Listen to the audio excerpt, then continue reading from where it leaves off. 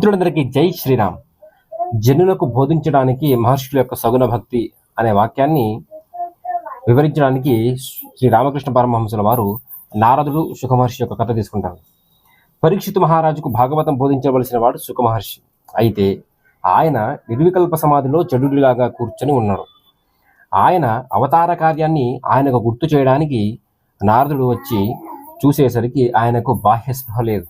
అప్పుడు నారదుడు వీణ వాయిస్తూ 4 శ్లోకాలలో శ్రీహరి యొక్క మనోహర రూపాన్ని వర్ణిస్తూ పాడాడు.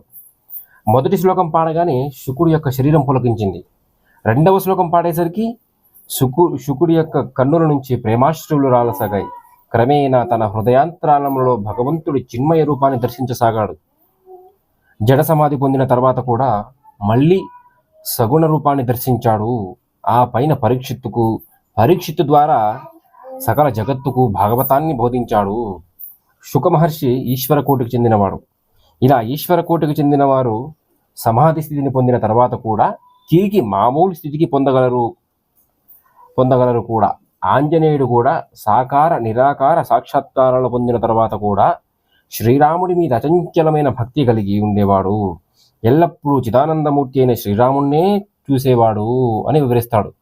జై శ్రీరామచంద్రమూర్తికి జై, రామభక్త హనుమానికి జై.